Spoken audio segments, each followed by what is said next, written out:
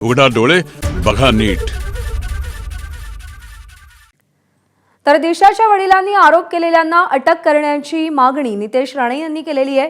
त्या दिवशी आदित्य ठाकरे कुठे होते असा सवाल नितेश राणे उपस्थित करतायत। जे आरोपी आहेत त्यांना अटक करावी, कायद्यानुसार अटक व्हायला हवी असं नितेश राणे म्हणाले। सुप्रीम कोर्टच्या आदेशानुसार कुठल्याही आमच्या भगिनींवर, माता भगिनींवर अगर बलात्काराचा आरोप कोणावरही करतात तर लगेच तात्काळ आरोपीला अटक करून कारवाई करावी असं सुप्रीम कोर्टची जजमेंट आहे। अगर राज्यामध्ये देशामध्ये सगळ्या जणांना तो अगर न्याय लागतो, मग ज्यांची नावं दिशा साल्यांच्या वडिलांनी घेतलेली आहे की ह्यांनी माझ्या मुलीचा सामूहिक बलात्कार करून खून केला असा अगर आरोप ह्या लोकांवर झालेला आहे तर सुप्रीम कोर्टच्या त्या जजमेंटप्रमाणे अन्य लोकांना जो काही न्याय लागतो तोच ह्या तिघांवर लावावा, एवढीच मागणी सभागृहाने केली।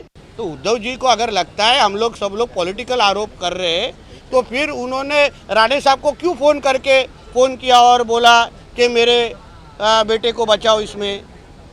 खुद नारायण राणे साहब को फ़ोन किया था, एक नहीं दो बार किया था। आपको भी 2 बेटे हैं, मेरे बेटे से कुछ हुआ रहेगा गलती तो उनको बचा लो आप।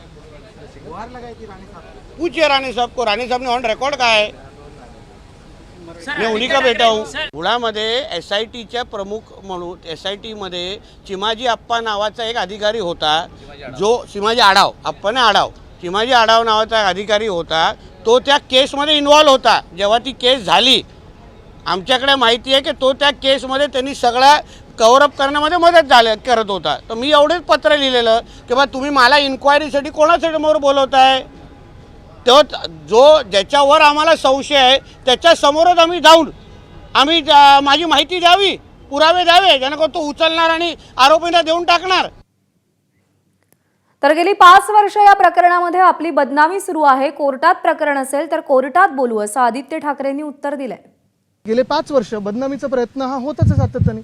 कोर्टात बोलू, पण महत्त्वाची गोष्ट हीच आहे, मी तुम्हाला वारंवार सांगितलेलं आहे की आम्ही, आणि खास करून आपण पाहिलं असेल माझं ट्विट असेल किंवा आम्ही सगळेच एकत्र आम्ही ह्या सरकारला ह्या एका अधिवेशनामध्ये एक्सपोज केलेलं आहे। त्याच्यावर औरंगजेबावर एक्सपोज केलेलं आहे, त्यांच्या हिंदुत्वावर एक्सपोज केलेलं आहे। प्रत्येक गोष्टीवर एक्सपोज केल्यानंतर राजीनामा द्यायला लागला, आणि हे सगळं झाल्यानंतर आपण पाहताय की आज हाऊस बंद कशावरनं पाडायचं, तर माझ्यावरनं पाडायचं, पाडू द्या। 5 वर्ष सतत हे जे काही चालू आहे, कोर्टात जे होईल ते होईल।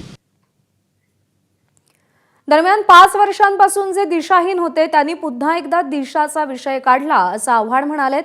SIT स्थापन होऊनही परत तोच प्रश्न विचारला जातोय असं जितेंद्र आव्हाड म्हणालेले आहेत। एखाद्या माणसाच्या आयुष्याशी किती खेळायचं असा सवालही त्यांनी उपस्थित केलाय।